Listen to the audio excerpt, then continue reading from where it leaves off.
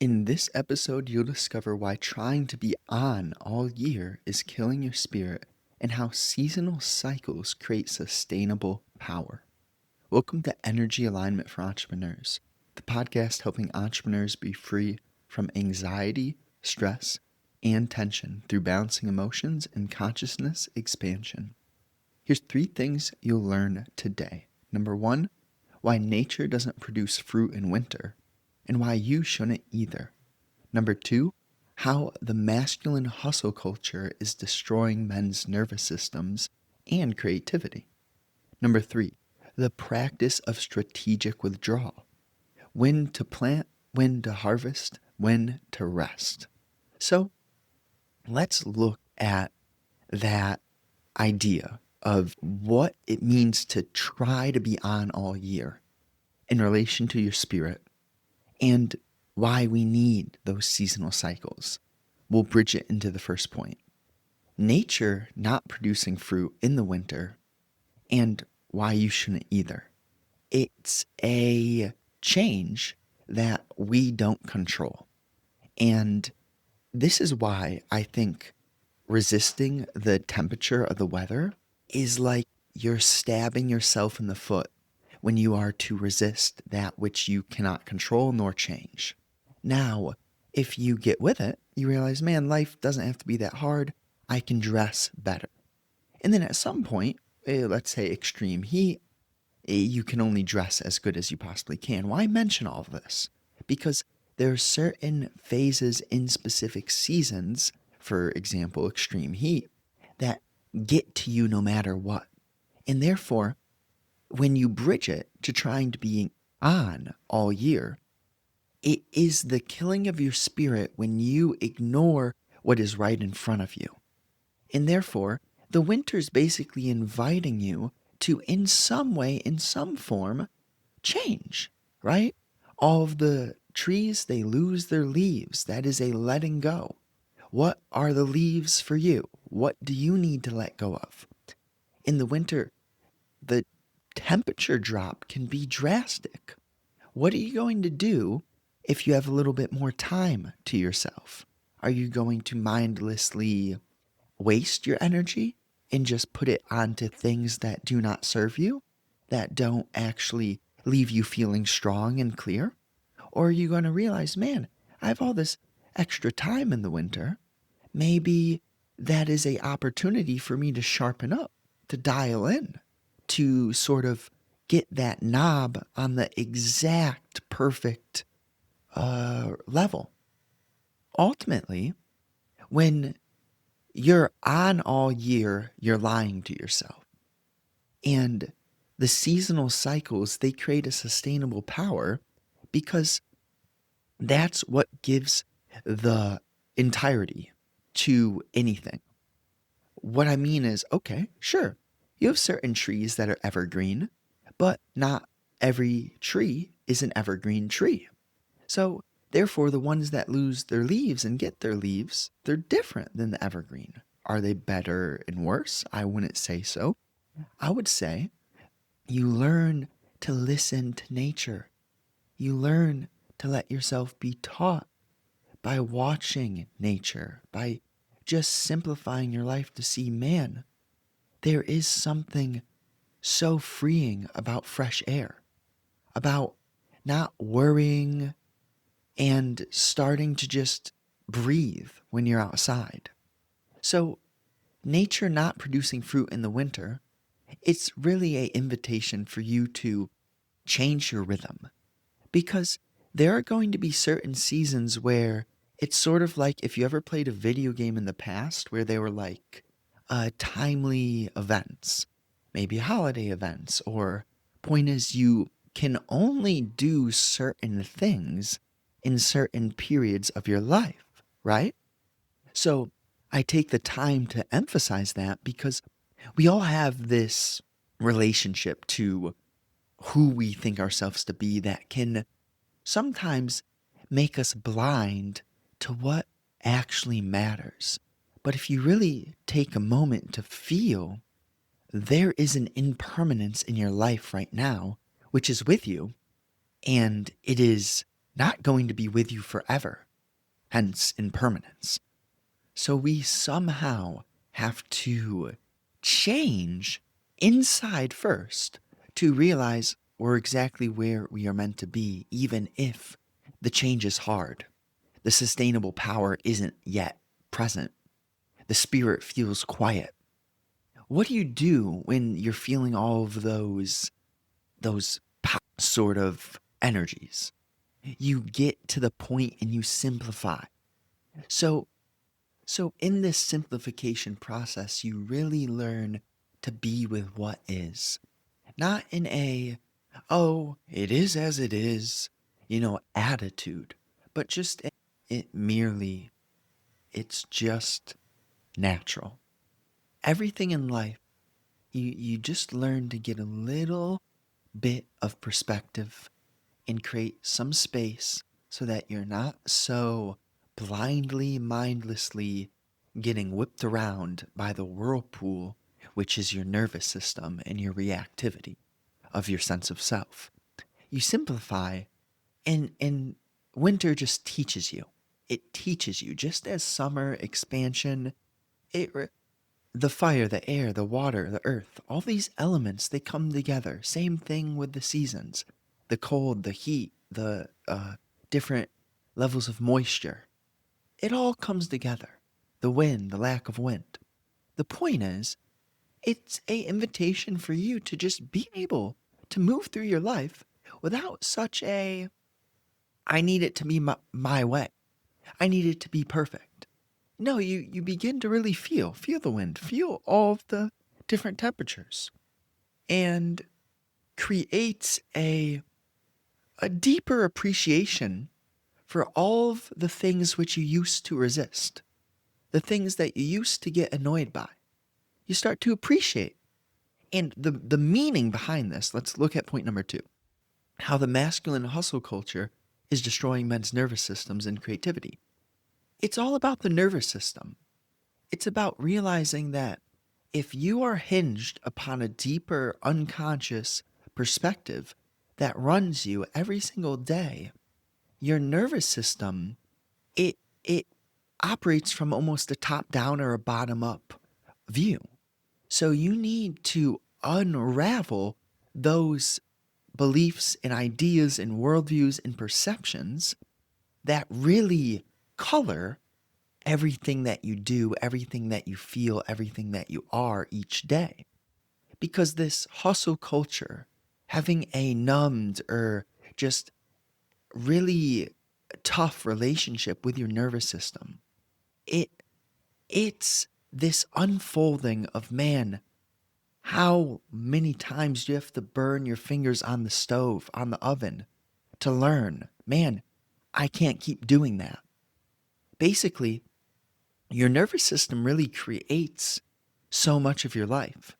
And you need to have that power, that curiosity, that openness to be willing to bring skepticism into your relationship to your nervous system and everything that is coloring it.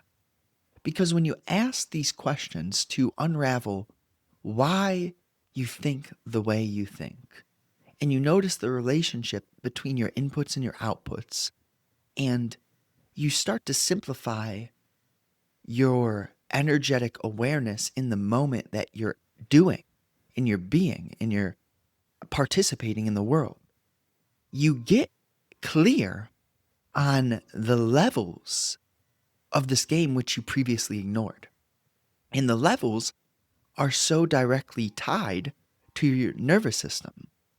Because when you can feel the energy, the vibrations, the relationship between thought and creation, and input and state, then you can simplify to realize you are the architect. You are the absolute authority over your life because you create your vibration and everything emanates from that which you vibrate. So there are the unseen frequencies being sent out consistently via the internal state of the heart and the entire being. You have to do your best to have that openness because you can't force yourself to learn. You can only learn through grace, through putting out vibrations that show that you're open to being guided, that you know you don't have all the answers, and that you also understand that you have a role to play here. That it may not all be consciously in your hands via logical, practical force and willpower, but all simultaneously there is a participation, a invitation, a opportunity to do the internal work, to notice and let your heart sort of erode the old and be reborn again. So the hustle culture, it's really about when you're in a place of force, in survival, and rush. See, here's a important distinction. I work hard, but I don't hustle. Bring my best to the table, and I may have intense moments, but I'm never hustling out of a sort of weakness. Now, there are certain times where I'm moving quickly, but with precision. You could say that's hustling, but I'm being very particular in the discernment that I'm making right here. My point is that there's a difference between power and force, and that if you are hustling out of this not having, see, one of the hardest things is to let yourself change and realize that you have, even if you do not materially have, you actually are everything. You need to be everything before the material abundance physically presents itself in your life. You need to be rich without riches to then actually have a healthy relationship with material abundance. It is a extraordinarily nuanced and paradoxical balance that has to be in rhythm with your step every moment of every day if you are to be a powerful individual as we step into this new world, this new age, this new time.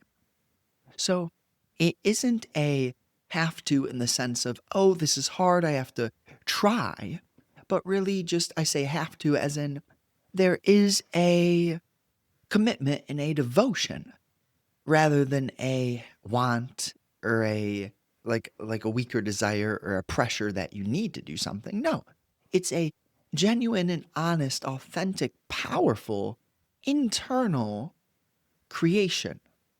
And that devotion compounds and compounds because you feel what you are when you're doing what you're meant to be doing. So if we look at point number 3, the practice of strategic withdrawal, when to plant, when to harvest, when to rest. Yes, this is a tying the bow, right? This is the cherry on the cake or whatever. When you realize, okay, we have these seasons, we have these metaphors to plant, to harvest, to rest. We have the word strategy, strategic, and then we have withdrawal. So it's not a running away, but it is a, oh man, this doesn't really feel right. Now, there is a important note on the ideas of intuition and faith and trust because you can very easily get this stuff skewed when the ego is doing its thing. The mind can be like a connival. It can be tricky. It can be slick. And you'll, for example, you'll be thinking about thinking. It's like, what do you mean? Let's say you're too deep into the observing or the self-inquiry. You'll notice, like, man, I'm just going in these loops. But when you take a strategic withdrawal and you sort of take a step back, what you're doing is you're pairing a balancing of all the fundamental cornerstones. What I mean is, practically, you'll be organized, you'll be clean, and you'll journal, you'll take notes, you'll have like just order. And spiritually, you'll be devoted, you'll be committed, you'll be letting the universe know that you are serious about this journey.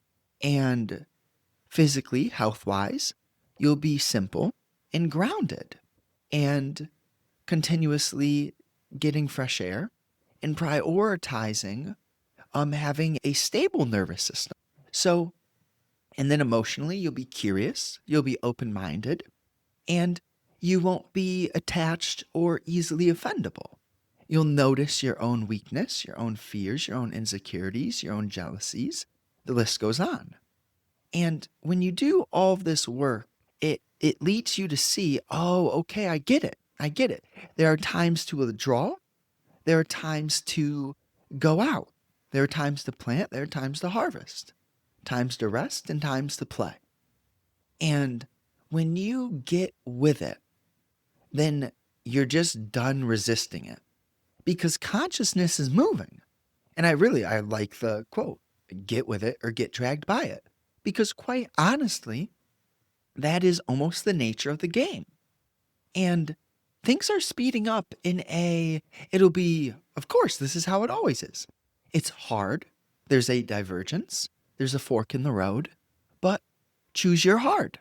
I always like to say this point practically. Being ripped, being 10 to 12% body fat is not easy. It takes devotion, commitment, etc. But being out of shape, being bigger, maybe even being obese, those things aren't easy either. They come with insecurities that are like you could still have a body dysmorphia if you're in amazing shape, but the point is that, man, we all have to choose our hard. So, really, I'm just the message, if I were to just package it simply, you are the creator of your life. And I just remind you here to choose every day and to learn where you're choosing from, to tap into that essence of, man, this is bigger than me. Although I'm building for me, for my family, doing things, making money, somehow, some way, this effort, this commitment, this devotion to really being, to letting go of the resistance, transcending the lower realms, this will shape our world anew.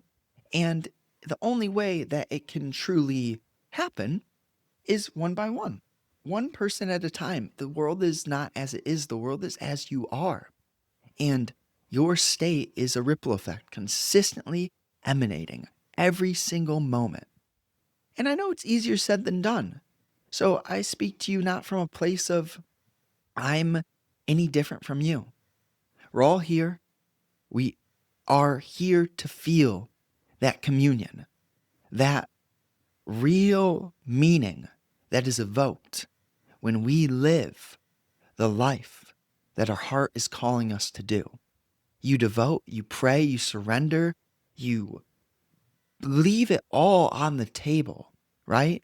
See the impermanence, get the fresh air, do the practicals, don't get too out there. That's why I keep this message grounded, right? We could talk about the future, we could talk about the change. We'll get there, right? What we're creating, what's going to be built is beyond language. It's going to be wondrous, but all simultaneously, it's one day at a time, it's one step at a time, it's one moment at a time. That's the only way this thing will be brought forth. And you trust, you feel your breath in each moment. You ground yourself, you feel that your nervous system is free and you are filled with light, at peace. And it'll work itself out. Let it all work out. So I hope you enjoyed that. I enjoyed speaking. We'll do a recap today. I've been a little not doing them consistently. The seasonal law. The seasonal law. Trees don't apologize for being bare in winter. They're storing energy underground for spring's explosion. Men who never rest never reach their full power. The death phase. Every king needs his hermit phase, the isolation, the emptiness, the apparent lack of progress. This is where the deepest roots grow. The harvest mentality. Stop trying to harvest in winter and plant in fall. Learn the rhythm of your own energy and honor the seasons of building. The harvest mentality. Stop trying to harvest in winter and plant in fall. Learn the rhythm of your own energy and honor the seasons of building. Summary: you are not a machine, you are nature. Stop grinding yourself through winter and learn to rest in the darkness so your spring arrives with a force that cannot be denied. Hey, that's awesome. New episodes are out Monday, Thursday, 10 a.m. Eastern Time. I wrote a book. It's on the fitness niche, but ultimately it's all interconnected. If you at all are, if you want to check that out, it's in the description. Share this with a friend if you know anyone at all who's on this level. Have an amazing day.